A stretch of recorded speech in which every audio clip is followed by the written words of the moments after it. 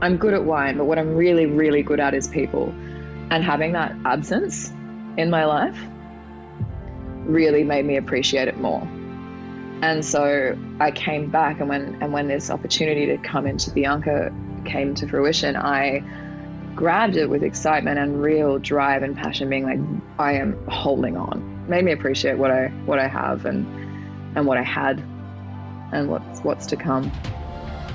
This is the Deep in the Weeds podcast. I'm Anthony Huckstep.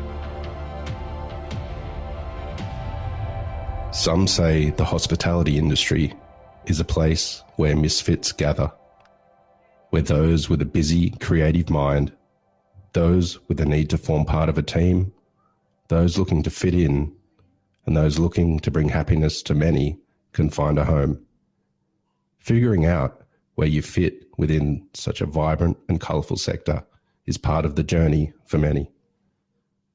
Millie Gosney is the head sommelier of soon-to-be-opened Bianca restaurant in Brisbane. Millie, how are you going? Very well, thanks, Huck. How are you? Good. You're on the edge of being part of an exciting new restaurant in Brisbane after the year that's happened. What's it feel like being part of that, the energy of that? Oh, it's excellent.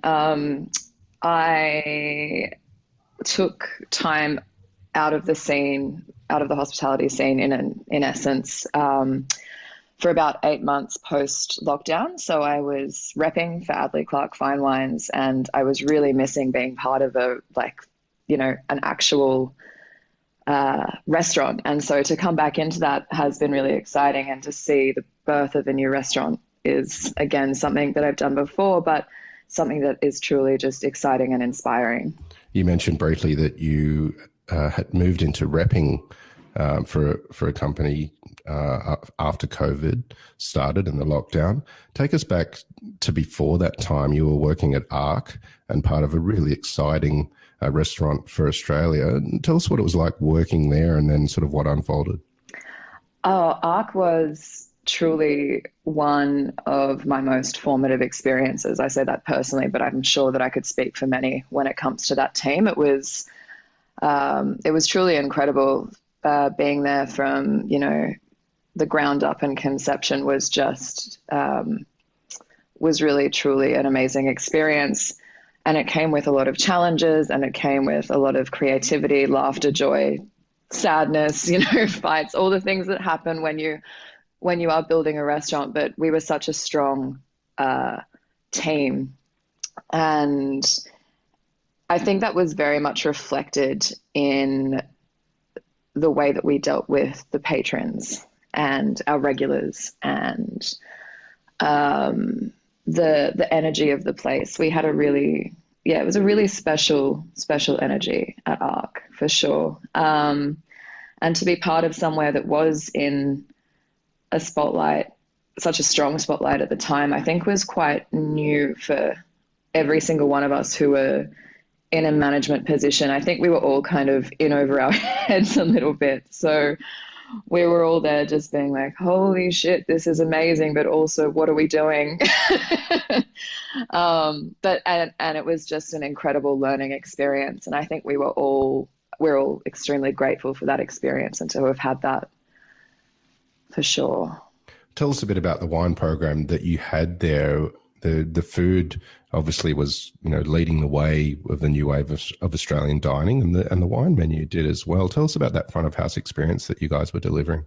So basically the wine program, we wanted to mirror the food in a way, and it was, for lack of a better word, that farm to table kind of style food, with Alana's creative twists. And the food, we wanted to focus on biodynamics, organics, natural producers, sustainability. And that's what the restaurant was about. And that's what we wanted the wines to be about. And so we basically sourced wines that presented all of those things. And Ian Trinkle, who was the group sommelier and who is one of my closest friends and mentors, he began the list and then allowed me to then just completely grow it, which was really exciting. So we spent a lot of time just finding interesting producers who fit our mold. And that's what we wanted to do. We wanted to kind of challenge diners as well. I think in Brisbane there has been quite a classical palate for such a long time, and Ian and I certainly had come from classical dining prior to that. He and I were at Aria together. And so it was kind of fun for us to then go in and have these interesting varietals and interesting production methods that we could sit down with somebody and say, hey, you like this, and we know that, but why don't you try this instead? And just, luring people into new wines and experiences that they ended up loving. Tell us about that. What were the challenges involved in that? And were there some wines that did find appreciation from customers that surprised you? Oh, gosh, yes. The challenges are always there. And I think it's consistent regardless of whether we were, opening a sustainable, natural wine program. You're always going to have people who want to drink Barossa Shiraz while smashing down a dozen oysters. It's just going to happen. But I think, being able to show people options in which might change their mind or even lure them to something softer initially was something that we always kind of had fun with, or I definitely had fun with. So I think there was definitely, and I think this is something that definitely happened nationally, there was a very big Sicilian wine renaissance here. And so we were lucky enough to hold a lot of Sicilian wine. And, there's a lot of biodynamics in Sicily and natural wine producers. So we were holding a lot of things like Frank Cornelissen and Ariana Occhipinti. So using things like, Nero d'Avola and Frappato and different red varietals to kind of steer those really stoic, stubborn Barossa Shiraz drinkers to something a little bit more light and playful, but still has some tannin and acidity with their oysters, doing things like that, trying to get them to open up their minds. And, 9 times out of 10, it was really successful. You're not always going to win people over, but that's also something that you have to be able to adapt to in your role. I think there is a tendency for some sommeliers to get really annoyed when people don't listen to their advice. But at the end of the day, you've got to embrace people and hold space for their needs and their wants and their desires. So Huck really took the food world in Australia by storm and won some accolades, and it was such a young restaurant, but unfortunately we lost it at the beginning of the pandemic. What was it like being a staff member when that all happened? Look, it was really tough, honestly. I don't think, oh God, I hate this word, but I don't know that we all got the closure we needed from it. Because like I said to you, we were such an intimate team, and we were really there from the ground up, and it was such an emotional team. And I think the fact that it was so sudden, it was really difficult. And, I was one of the longest standing members there on salary, and I'd actually taken the week off. And I'd actually taken the week off, and it kind of blew up. And I actually found out through somebody else prior to it actually being told to me through my job, because it all happened so quickly on the day. And I just don't think that I don't think we all received enough closure. I think it didn't go out with the bang it needed to. But I do appreciate the time that we had there. It was beautiful, and it was crazy, and it was such an experience for all of us. And I wouldn't take it back, that's for sure. After that disappointment and the lack of closure that you had, you ventured into repping, which is something you've normally been on the other side of, and having reps come in and talk to you about wine.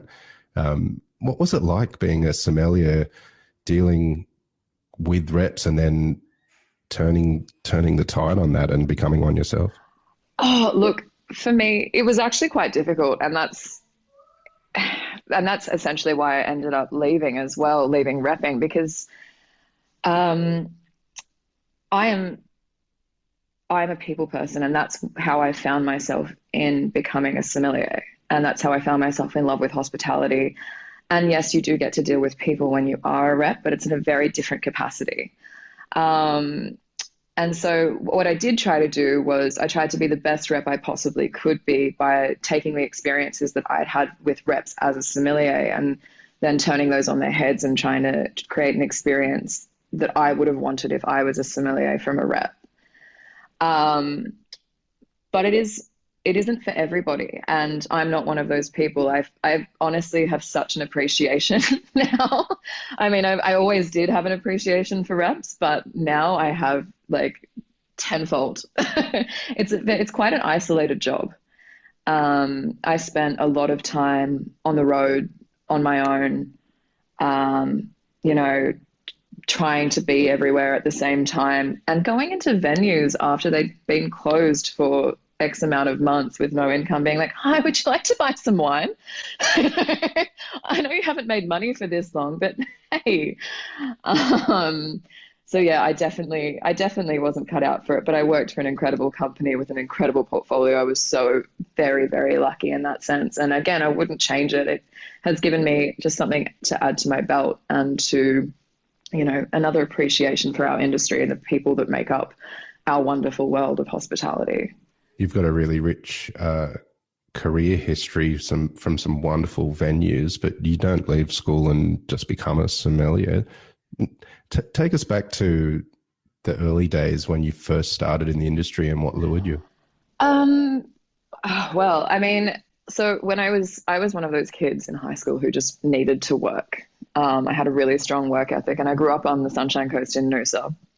And so my first waitressing gig, well, I wasn't even really a waitress, I was a drinks runner, was at Bistro C in Noosa. And that place is amazing, but it's utter chaos. It's like just a million people jamming into one place right on the beach all of the time. But the energy was so vibrant and so um, dynamic. And so I continued on just doing little jobs here and there while I was finishing high school. And then I moved to Brisbane to start university. And I didn't know what I was doing. I didn't know why I was really at university. School told me that I had to be, those sort of things. And I found myself leaving university and working for a few restaurants here and there until I found myself working. I'd say the first place that really kind of shifted my focus into, I'd say, fine dining out and just like the possibility of hospitality as a career, was when I started working for Public, which was Bonnie and Tom Sanso's place in Brisbane City. And it was kind of there where I got to really see the inner workings of a restaurant and appreciate it as a young adult, because I was a lot younger in other places. So it didn't really all add up to me. It just was, it was a means to an end. And it's also where I kind of got to experience wine in its full appreciation. And then I went to Crew Bar for a while, and that's where I really fell in love with wine. And the thing for me that I loved about wine was I was a waitress on the floor at Crew Bar, and we never had a sommelier at Crew Bar, but we had this incredible cellar. We have the cellar that's attached there that people could come and buy wine from, take home, or have in the restaurant. But no one was there to guide them during the nighttime. And so I took it upon my like 20-year-old shoulders or 21-year-old shoulders to do that. I was like, I'm going to be the girl who does this, and I'm going to learn about these things, because I found it so interesting about like the intimacy of wine and how people were attracted to wine and why they were attracted to wine and the reasons they wanted wine and things like that. So I kind of took it on myself. I embraced the cellar team. I wanted to learn as much as I could. And then I ended up just working with wine there quite a bit, never officially as a sommelier. I didn't know enough at all. But I was just kind of in my own little world of make believe at the time. But I ended up then heading to Urbane for only a very short amount of time, but because I was moving to Melbourne. But I did work there when Alejandro was there, and it was when we received 3 hearts, which was amazing, which was incredible. And it was my first fine dining experience. It was my first small, intimate venue experience. It was the first time I'd ever served a food reviewer. I served Fiona Donnelly, and I absolutely shit myself. And I see her around now, and we talk about that and laugh because I'm just like, oh my God, I can't believe it. And then eventually somebody, again, like this is all within, I was one of those people who didn't know. And like you said in my intro, it was like I was trying to find my fit. I knew that I wanted to be around people, and I knew I loved the intimacy of our industry and the romance of it. I'm a total romantic. But I couldn't find my fit. So I was kind of just bouncing around and being like, what is it? What is it? What is it that I want? What is it that I need? What is it that I'm looking for?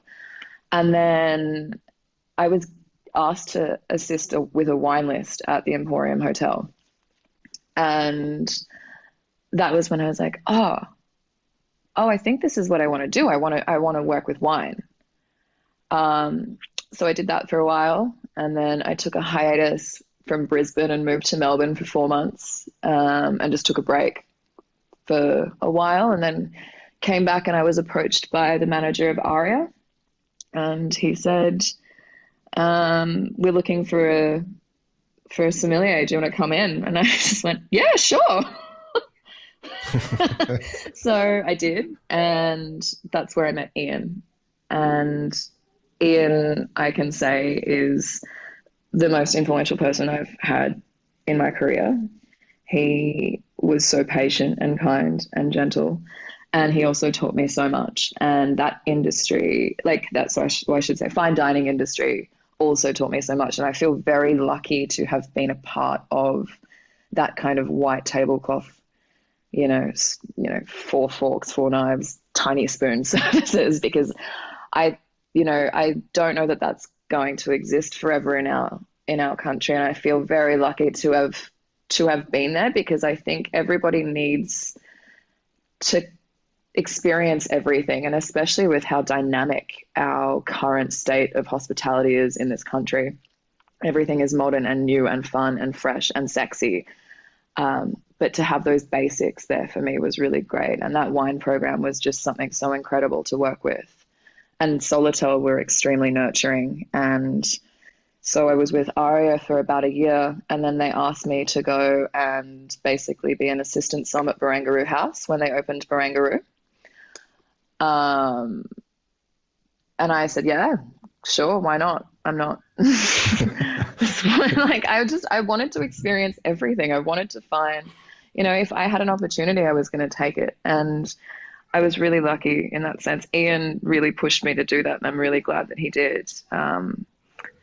And so I went to Sydney for a while, and I got to experience a completely different world of sommelier as well, because the world of sommelier in Sydney and in other parts of Australia is very different to how it is in Queensland, I find. Well, take us through what differences there are in regards to a sommelier in Sydney and Brisbane.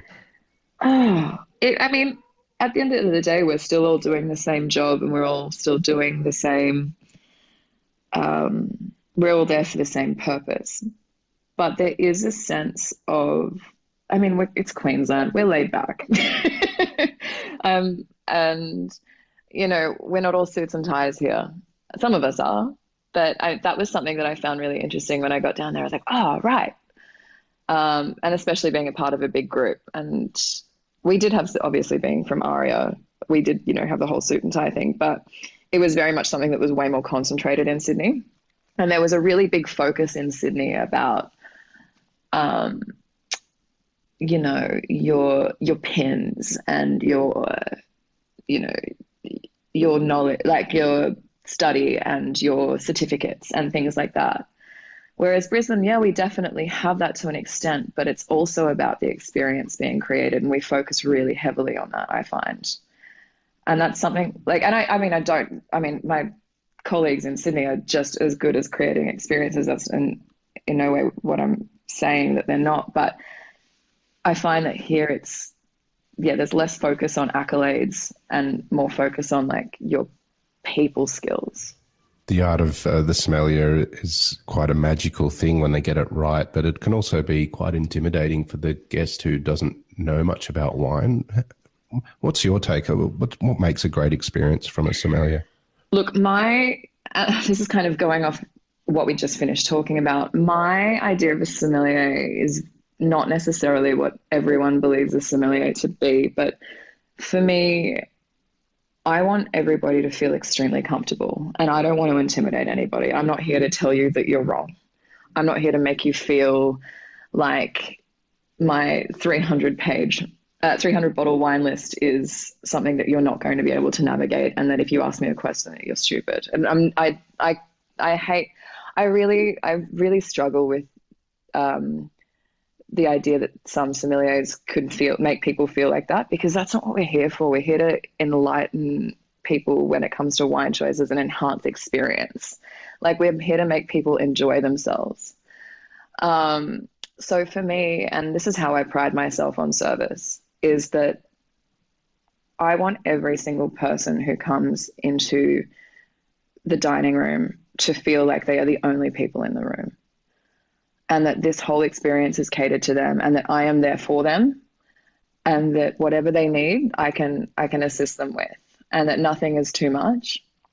And so I'm not, yeah, I want people to feel comfortable. I want them to feel like they can let their hair down and feel like they're almost in their own lounge room, you know, because it shouldn't be an intimidating experience. And so I speak to people on a level that I would speak to you, Huck. Like, I don't sit there and bash them with words or soil types or, you know, things like that. It's about reading your client. It's about being able to look at somebody, listen to what they're saying, and know what they want, in a sense. Know if they want you to talk about a certain vintage, or if they just want to know if a wine is yummy. Like, you know what I mean? Like it's about being able to read people. And I think that is what makes a great experience, is when your sommelier can read you correctly. And it's also about reading the moment. You know, there will be times where people really want assistance from a sommelier. And there's other times they really don't. Like, just, you know, it's just about being aware. And so just creating that space for people and holding space for people to feel comfortable. That's how I create an experience for them.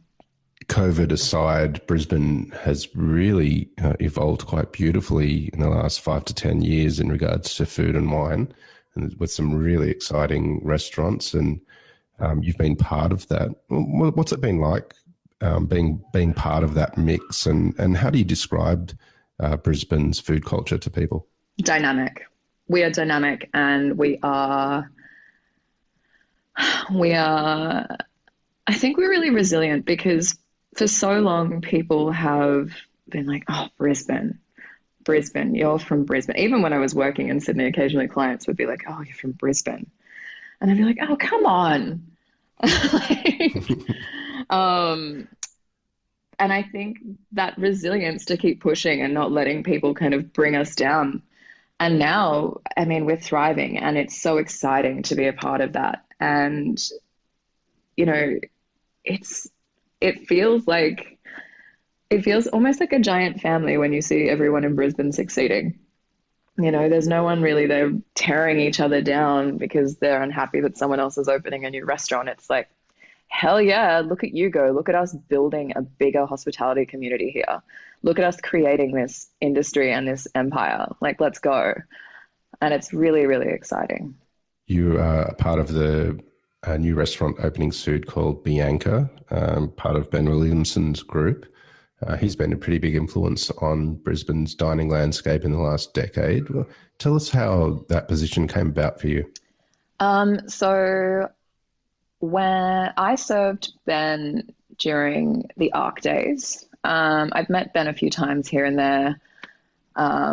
just being in Brisbane in the industry. And he came into the restaurant and I looked after him and he was really excited by it. And this was before Agnes was opening, obviously. And then he kind of hinted that he'd, love for me to work with them in some capacity. But my very good friend Lily had been appointed the head sommelier job at Agnes.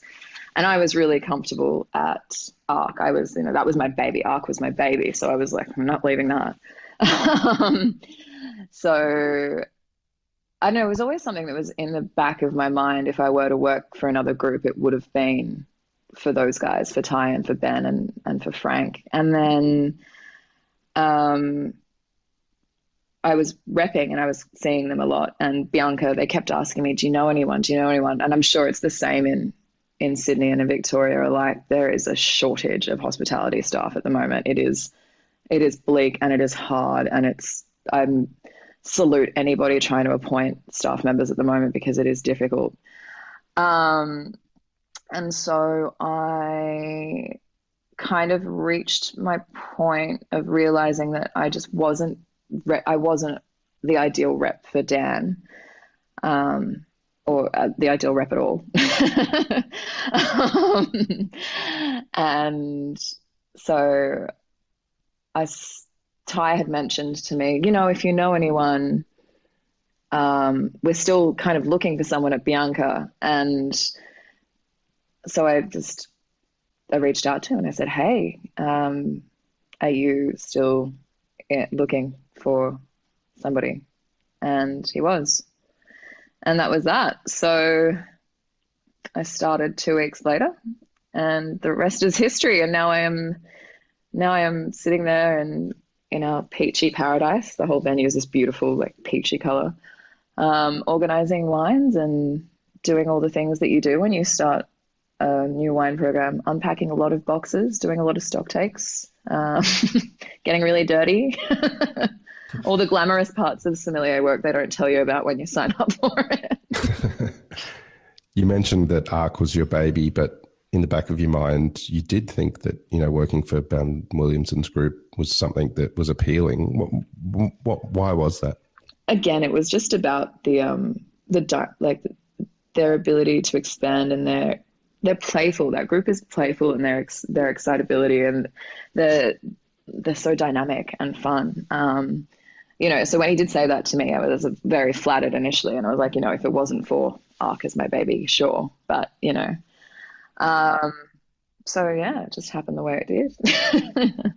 Ben's been doing some amazing things at Agnes. Tell us a bit about what Bianca will be like, the food and the challenges that you've had in creating a wine list to go with what the offering will be. I'm so excited about Bianca. The food is very, it's exciting. So, I mean, Bianca's going to be a place where you can be comfortable, and it is going to be somewhere where you can let your hair down and have an experience where it all just kind of comes to you and you don't have to think too hard. The food is definitely classical Italian dishes, but definitely with a bit of a Ben spin on everything. I was doing some work with him the other day. We were just sitting up at one of the passes, and all of this food kept coming out for him to try. And oh gosh, I was so full. But just tasting through all of Ben's flavors that he was just adding onto these classic Italian dishes was really interesting. So there is going to be little spins on classic Italian. Look, I came on board with pretty late into the piece. So Ty and Rani, so Rani Parish came on board as the group sommelier. So she came from Embler in Melbourne. So they had already kind of pieced together a skeleton wine list. So there's quite a lot of natural Italian wine, which is really exciting. And then I've been coming through and we've been adding a heap more to it. So we've got really a lot of really interesting, playful, natural Italians, like I said. And then we've got some really beautiful classics and things that just, really serve their purpose on an Italian wine list and really sing and shine and just exude what Italian wine is all about. The other thing that we will have is Burgundies. And I know that sounds a bit strange, but we just have this, we're all Francophiles. So we do have a really great Burgundy list as well, which is exciting. But yeah, the whole thing is just going to be playful and sexy and just lovely. It's going to be a lovely experience. Ty, I think, has really outdone himself on this one. There is some pretty impressive spirits coming our way that haven't been accessed in Australia before, all from overseas. Yeah, so that's exciting. Yeah, there's a lot happening. I don't want to give too much away, and I don't know how much I can give away. I don't know if I get a call afterwards and a slap on the wrist. But yeah, just keep your eyes peeled, everyone. It'll be great. I'm really excited. I'm really excited for the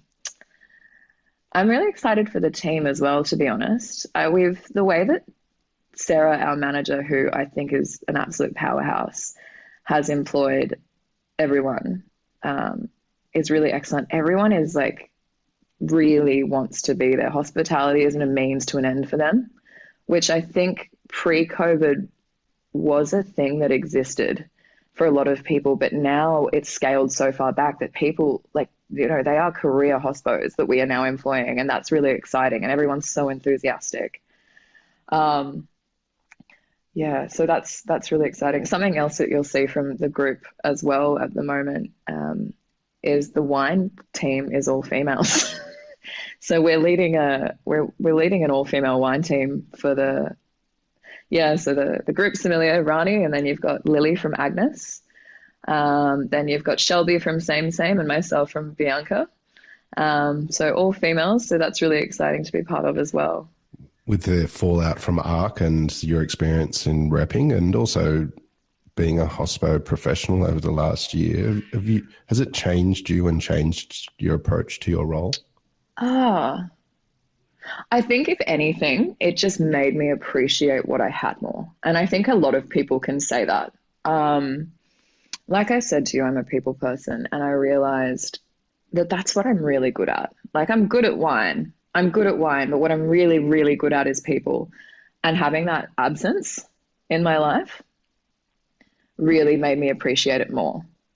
And so I came back, and when this opportunity to come into Bianca came to fruition, I grabbed it with excitement and real drive and passion, being like, you know, this is like, I am holding on. Like, this is now, I mean, I've always felt that about my jobs, but just now knowing that it can be taken away with one fell swoop, with a pandemic, you know, it's made me have that appreciation so much more. And being a part of a team as well, you know, like 8 months of lockdown and then being, you know, isolation and as a rep, and realizing how much I need to be around a team is something else as well. So it's very, made me appreciate what I have and what I had and what's to come. Well, Millie, we're very much looking forward to seeing what's to come from Bianca. It's an exciting group, as you say, and Brisbane's dining scene is just really, really dynamic at the moment, as you say, and we've really loved having you on Deep in the Weeds today to share your story. Thank you. Please keep in touch, and we'll talk again soon. Thank you so much for having me. This is the Deep in the Weeds podcast. I'm Anthony Huckstep. Stay tuned as we share the stories of Australia's hospo community, suppliers and producers in search of hope during this pandemic. Special thanks to executive producer Rob Locke for making this all happen. Follow us on Instagram at Deep in the Weeds Podcast, or email us at podcast@deepintheweeds.com.au. Stay safe and be well.